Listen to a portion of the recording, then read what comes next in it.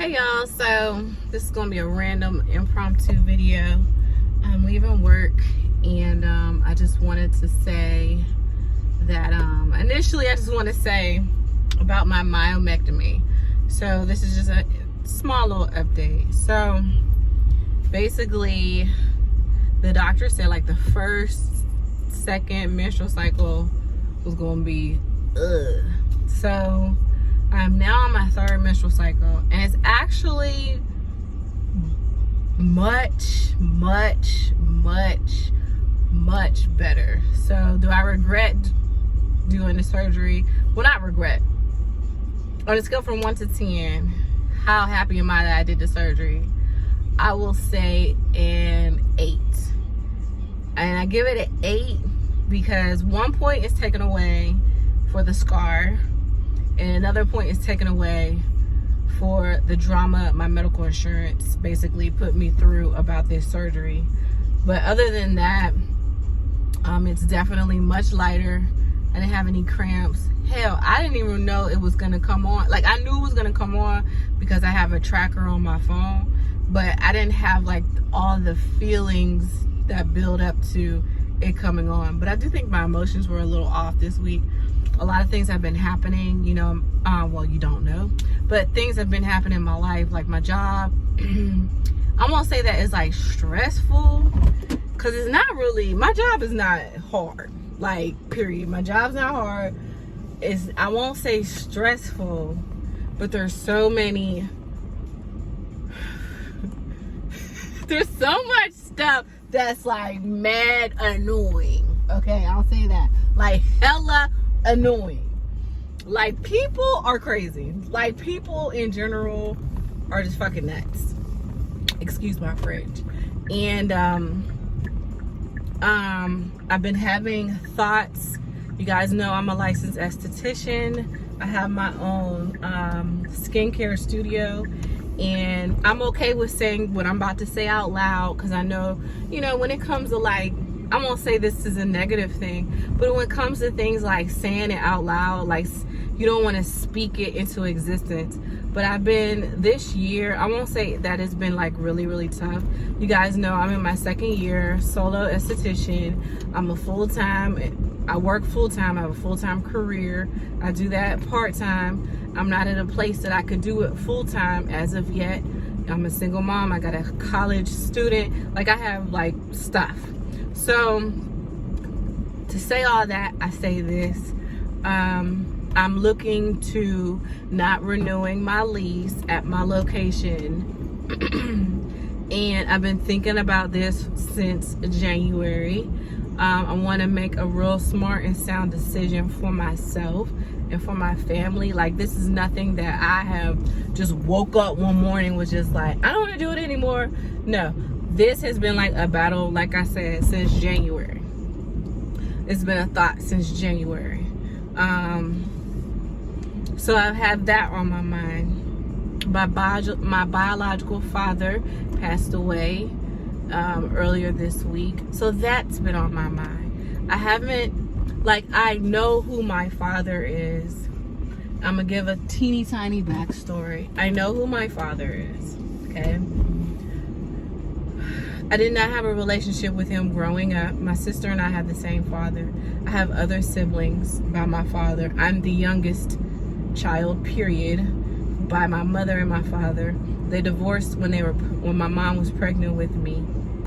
I'm sure there was some sort of adult things going on there between, I won't even say between, I'll say on his end and on her end. I don't know. I'm not judging anybody. I could care less what the situations transpired to be, but I do know he didn't take care of my sister and I. Initially, when I was like a young teenager, I harbored ill will and harsh feelings towards him. When I got out of high school, I don't know, my heart kind of just changed a little bit, and I wanted to have an adult relationship with my father.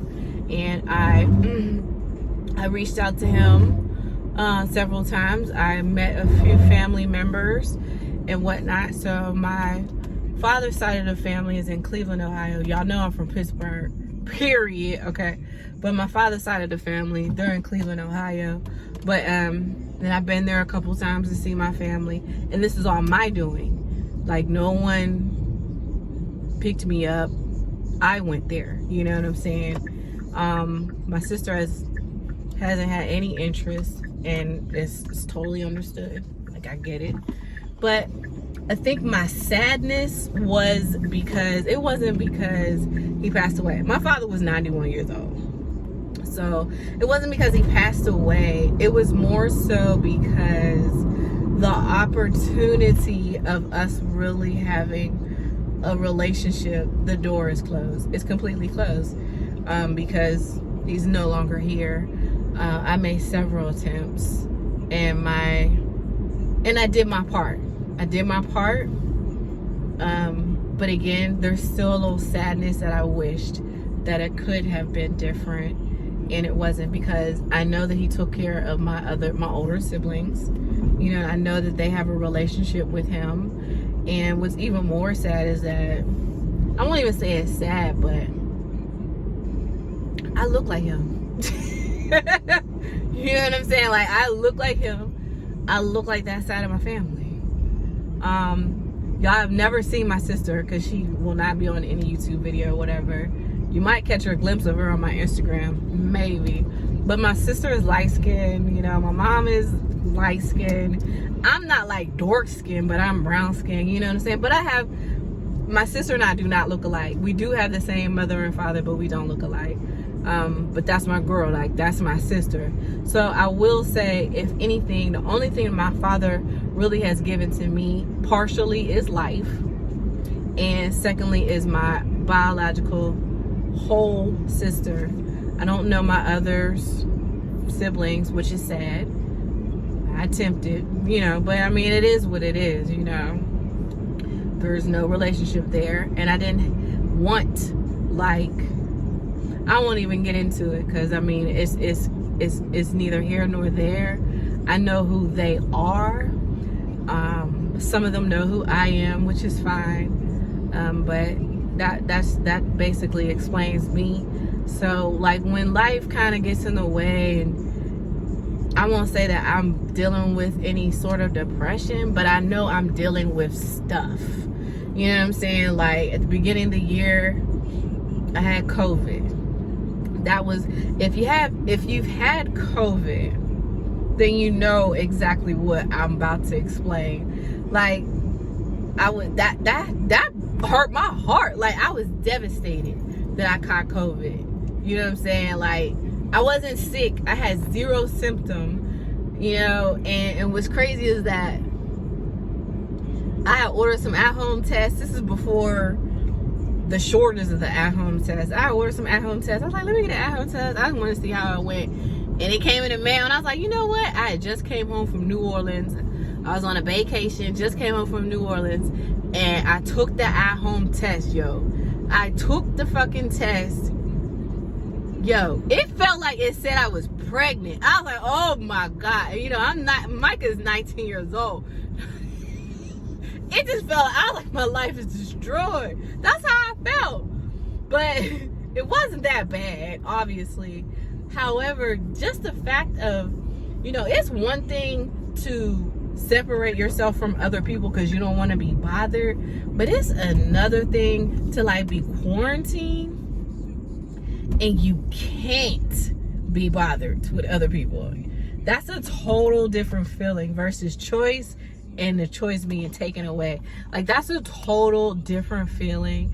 I mean, legit, my friends dropped food off, you know, like, people I was taken care of. Like, I was taken care of. I had plenty to eat. I had plenty of people checking on me, you know, but that was just like, oh my gosh, it was horrible. And then you start researching, and then you start thinking, oh my God, am I gonna get long COVID? Am I ever gonna be able to go back to work? Like, it's so many things. So that was one instance. I went on a trip to Dubai. Amazing. That was like one of the best things ever. Once in a lifetime thing. Would I go back? Probably not. Probably not. Like, I mean, I would, but I went to Dubai with my mom and my sister. It was a mother-daughter trip that my mom, she treated us on. And I probably would go back if it was a different set of people. You know what I'm saying? Like, going places with family versus going places with friends or a partner or husband, wife, boyfriend, girlfriend, whatever. Those are different types of trips. So that was that. We had a good time. And we remained friends the whole time. So that was like one of the most important things. So did that. Had my surgery. So now I'm basically just saying why I'm all over the place, but these are several instances that have taken away from my business.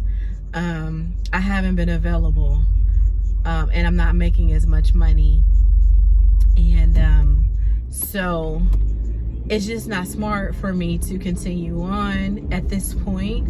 I would like to take, like, I think I'm gonna do have a home business and just have for my loyal clients and whatnot.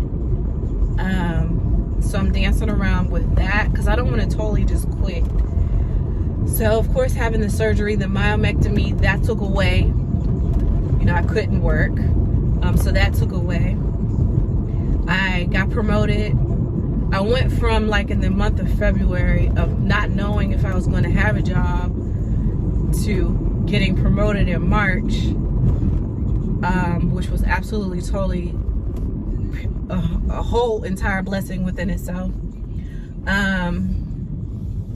And then the promotion, of course, that comes with more responsibilities and more things to do. So that has taken away from my availability at RC Skincare. So I have to be smart at this point in my life. I don't have anybody else that is supporting me financially. It's always been me. I've never had anybody, never had anybody else as far as my adult life, because I've never been married. So I've never had a husband. I don't know what that's like to have that type of family support. I mean, I have support, of course, from my mom, but that's not like it's not like, you know, y'all know what I'm talking about. Y'all know what I mean. I don't have any living support, okay? Y'all know what I'm talking about. And then also Micah being a freshman in college, this year has been a little tough for him.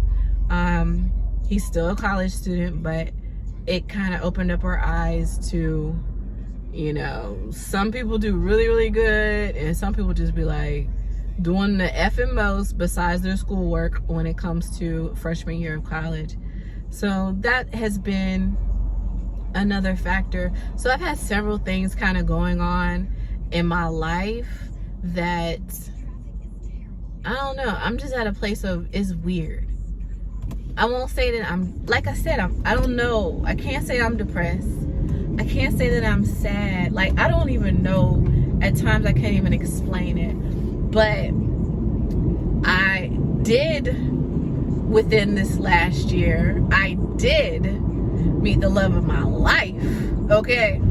I did meet. So, like, there's apps, like, throughout the bad, there's so much. There's so much to be thankful, and there's so much goodness and grace and love and happiness and all of that. There's so effing much. Like, I have so much to be thankful for, but I am allowed to have emotions and feel whatever I want to feel. But I have so much to be thankful for. You know, I'm above ground. I'm healthy. You know, I am living life. I'm breathing. I have sight. I can smell. I can touch. I mean, so much to be thankful for. But we all have our moments, you know what I'm saying? And I just have to get back to me. Like, I feel like I'm losing myself. You know, like, I feel like I'm doing so much at work. And now, even though it's a promotion, I feel like I'm not even being paid my worth. You know, like, I feel so much. I've spent so much money into my business. that I have gained some credit card debt. I'm trying to get myself out of, and it's hard. Like, stuff can be hard when you're pulled in so many different directions. You know what I'm saying? So I'm just trying to do my best. I'm hopeful, prayerful, and I'm positive. Like, I try to be optimistic about so much stuff. I think sometimes people will be like, ugh, you make me sick. Like, I can be a negative Nancy, you know what I'm saying? And I can be that petty bitch, you know what I'm saying? That's gonna be riding for you. But I also am not one that I look at things different. You know, I try to see the positive in something, even if it's something negative. I'm like, well, you know, you never know. What about this? What about, you know, that could be. That's me. Because people be like, oh, you make me sick. But then they be like, you know what? You did open my eyes to a different aspect or a different thought process or whatever the case may be. Because I'm not one of them friends that's always going to agree with you. I'm just not going to do it. I'm not one of them friends. Now, most of the time, me and my friends and stuff, we think alike. But I ain't one of them friends that I'm not going to sit here and agree with you about every damn thing. But y'all know, and the last thing, of course, that I'm battling, that's where, and it's sad that I've been battling for so long, is my weight. Like, I can lose weight, but I damn sure can gain it back. I like to eat. I like to drink. I got my freaking new bae. He likes to take me out every week, okay? Like, there's not a week that we don't do something. Every week is date night. So,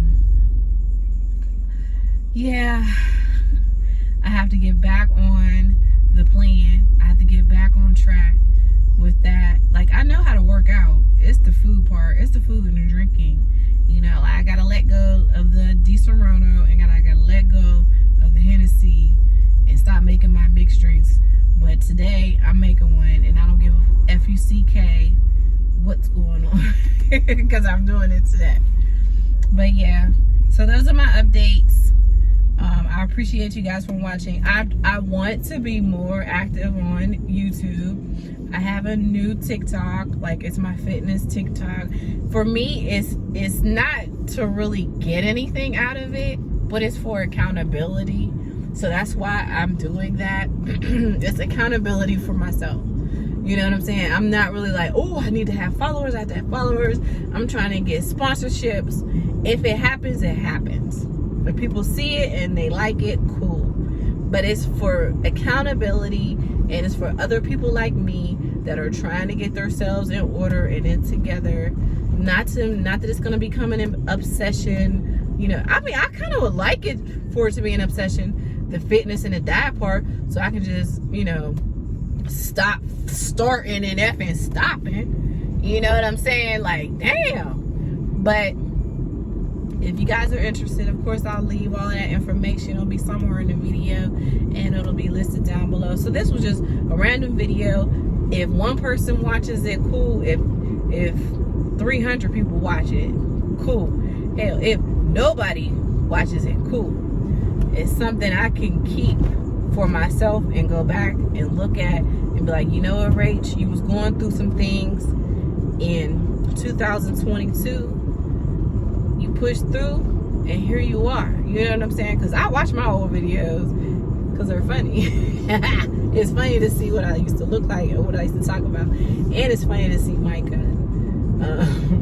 from years ago. But anyway, so I'm headed home. I went the long way. I went through the hood here in Columbus, Georgia, and I'm headed home. And guess what? I'm trying to figure out what I'm going to eat for dinner. I'm not having date night tonight. We already did it this week because he's out of town. So I feel like I want a seafood boil. I might go to the Juicy Seafood, even though they did open up a Juicy Crab. I don't know. Both of them are pretty close to where I live. And I don't know why I came this way home, but I was just bored. I wanted, why bored? Riding around, gas is high as hell. Should have went straight home. But anyway, so go home and take Bella out, and I'm gonna figure out what we're gonna eat for dinner. And of course, I say we because That dog thinks she's a human, but that's all because of moi. I did that. But so yep. Talk to y'all soon. I don't know what the next video is gonna be about, but it might be about shorts. Cause I got these shorts from American Eagle Outfitters. Like American Eagle Outfitters, like I know people buy jeans from several different places, but when I tell you, if you are curvaceous and have body, hips, thighs, a butt, any of the above, American Eagle Outfitters jeans are perfection, period. Like straight perfection. They have you looking delicious, and they fit, and there's no gaps in the waist, like nothing. There might be if you have a really small freaking waist and a big butt, but for me, they fit perfectly. So I might do a video about that. I'm not sure. I'm thinking about it. Anyway, y'all, check you guys out on my next video. Thank you so much for watching, and peace.